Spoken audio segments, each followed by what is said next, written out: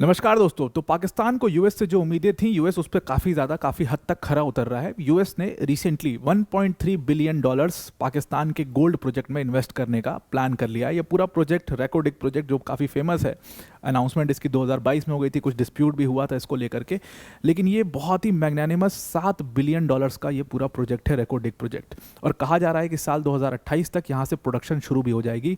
सारा इसमें मैनेजमेंट, सारा कंट्रोल, सारा पूरा जो एसेट है वो सब कुछ यूएस अपना लगा रहा है। मतलब एक कैनेडियन कंपनी है जिसके थ्रू यूएस अपना पूरा इसमें इन्वेस्ट कर रहा है। तो ये पाकिस्तान के लिए एक बहुत बड़ी अपॉर्चुनिटी है।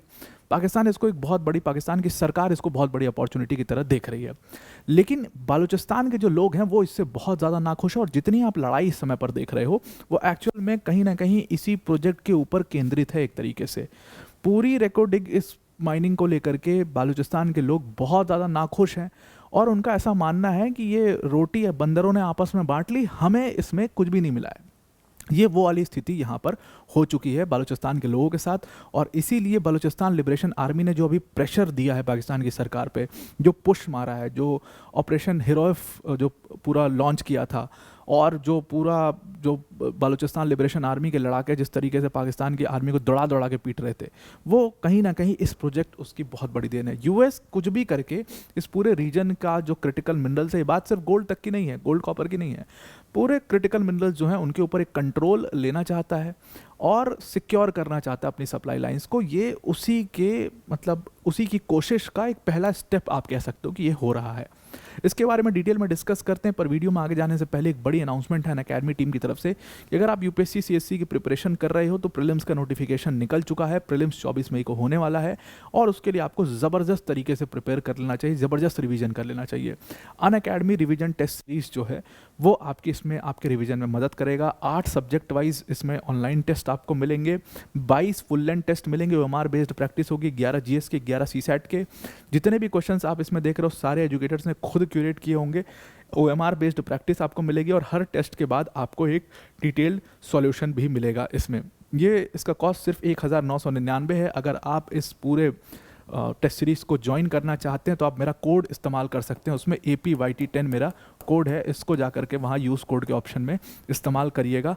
लिंक इसका डिस्क्रिप्शन में दे दिया है, उस लिंक पर क्लिक करके आप इसको ज्वाइन कर सकते हैं। Now coming back to the topic, तो देखिए रेकोडिक प्रोजेक्ट जो है इसकी तस्वीर आपको यहाँ पर दिख रही है। कहा जा रहा है कि ये एक अनडेवलप्ड प्रोजेक्ट है, बलूचिस्तान में है, बिल्कुल पाकिस्तान ईरान का जो बॉर्डर है उसके बड़ा करीब है ये। और ये टोटल 7 बिलियन डॉलर्स का पूरा ये प्रोजेक्ट बनाया जा रहा है, और 2028 तक इसमें से प्रोडक्शन शुरू हो जाएगा। इसमें पाकिस्तान को 1.3 बिलियन डॉलर्स जो है वो यूनाइटेड स्टेट्स ने इस प्रोजेक्ट के लिए कमिट किए हैं, और यूनाइटेड स्टेट्स ये पूरा पैसा एक कंपनी के थ्रू, अपने एक्सपोर्ट बैंक के थ्रू, एग्जिम बैंक जिसको कहते हैं, उसके थ्रू यह पैसा पाकिस्तान में डालने वाला। अब देखिए पाकिस्तान की तो स्थिति आपको पता ही है, क्या हालात अभी हो गए। हमने कुछ दिनों पहले डिस्कस भी किया था कि बहुत ही ख़राब स्थिति है। उनके पीएम ने खुद इस चीज़ को एक्सेप्ट किया कि भाई हमारे सर झुक जाते हैं, हम पैसा मांगने जाते हैं, हमें भीख मांगना पड़ता है। बाकायदे बेगिंग शब्द का इस्तेमाल किया था। बहुत मेरे ऊपर गुस्सा कर रहे थे वहाँ के लोग जो देख रहे थे, कॉमेंट लिखा उन्होंने कि ऐसे ऐसे शब्द बोलता है, कैसे इसको अलाउ कर रहे हो, ये वो। हालांकि बेगिंग शब्द उन्होंने पाकिस्तान के पीएम ने खुद इस्तेमाल किया था, और पाकिस्तान का पीएम जो है वो तो ऐसे शब्द बोलता रहता है। पाकिस्तान का डिफेंस मिनिस्टर का बयान आया था, और उसने आसिम मुनीर को उसमें लपेट दिया कि आसिम मुनीर बेचारा जाके भीख मांगता है तो उसको बड़ी शर्म आती है, और ये सब। तो उन लोगों ने एक्सेप्ट कर लिया पाकिस्तान की स्थिति को, कम से कम। अभी तक थेतराई चल रही थी, कोई एक्सेप्ट नहीं हो रहा था। अब फाइनली उन सबों ने एक्सेप्ट किया कि भाई पैसे की ज़रूरत है हमें। तो इसीलिए ये प्रोजेक्ट को, पाकिस्तान की सरकार को इस प्रोजेक्ट से बहुत ज़्यादा उम्मीदें लगा करके वो बैठे हुए हैं कि जल्दी से इसमें काम शुरू हो जाए और इसमें प्रोडक्शन जल्दी से जल्दी शुरू हो जाए। लेकिन चीज़ इतनी आसान नहीं है। बालूचिस्तान लिबरेशन आर्मी ने ज़बरदस्त अटैक अभी आपको किया है पाकिस्तान की सरकार के ऊपर। पाकिस्तान की आर्मी वहाँ से छोड़ करके भाग रही है, वापस से अब कंट्रोल ले लिया है बहुत हद तक, लेकिन बलूचिस्तान लिबरेशन आर्मी ने बहुत सारे पाकिस्तानी सोल्जर्स को मार दिया, ऐसा उनका क्लेम है। और इस पूरे रीजन में जितनी ज़्यादा वो अशांति फैलाते रहेंगे उतना इन कंपनीज़ के लिए काम करना मुश्किल हो जाए। जाहिर सी बात है, वो ऑपरेट कैसे करेंगे इस पूरे इसमें। तो इसीलिए प्रोजेक्ट अभी काफ़ी ज़्यादा नज़रों में है, बलूचिस्तान लिबरेशन आर्मी के भी और पूरी पाकिस्तान की सरकार के भी।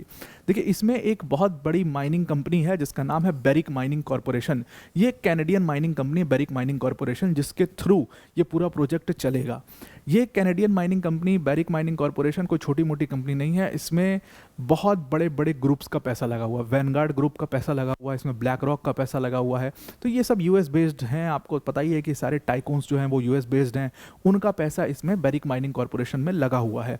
नॉर्थ अमेरिका में मैक्सिमम माइंस के ऊपर इस कंपनी ने काफ़ी फोकस किया हुआ और ये कंपनी बहुत बड़ा प्रोडक्शन करती है वहाँ से, बैरिक माइनिंग कॉरपोरेशन। तो इसको छोटी मोटी कंपनी मत समझिएगा, ये एक्चुअल में इस पूरे रेको डिग प्रोजेक्ट को आगे लेकर के जाने वाली है। 2022 में एक डिस्प्यूट हो गया था, एक दूसरी कंपनी थी, अब दैट कंपनी इज आउट।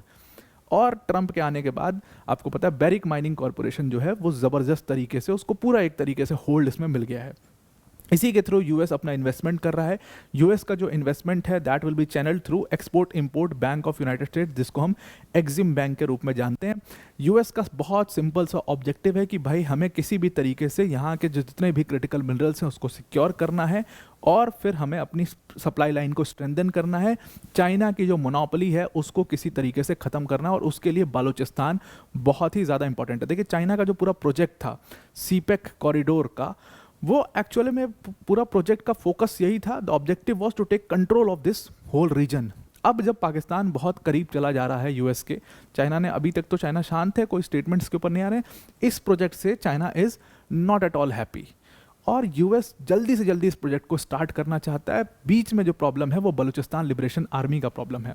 अब देखिए बलूचिस्तान लिबरेशन आर्मी और वहाँ के लोगों का गुस्सा क्या है, वो गुस्सा यहाँ पर छिपा हुआ है। इन लोगों ने क्या किया है, मैंने क्यों कह रहा था कि बंदरों ने आपस में रोटी बांट ली, ऐसा क्यों कहा जा रहा है। इन्होंने इस पूरे प्रोजेक्ट को आपस में बांटे है, बलूचिस्तान के लोगों को इससे कुछ भी फायदा नहीं मिल रहा है। इन्होंने क्या किया कि इस पूरे प्रोजेक्ट का $7 बिलियन का प्रोजेक्ट है, आधा हिस्सा बैरिक गोल्ड को दे दिया, 50% होल्डिंग्स बैरिक गोल्ड की है।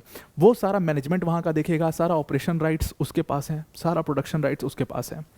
बचा कुचा 25% जो है वो government of Balochistan. Government of Balochistan तो क्या ही है, पाकिस्तान की सरकार ही आप मान लीजिए, क्योंकि इसमें जो फ्री होल्ड है, फ्री कैरिड है, वो 10% है सिर्फ।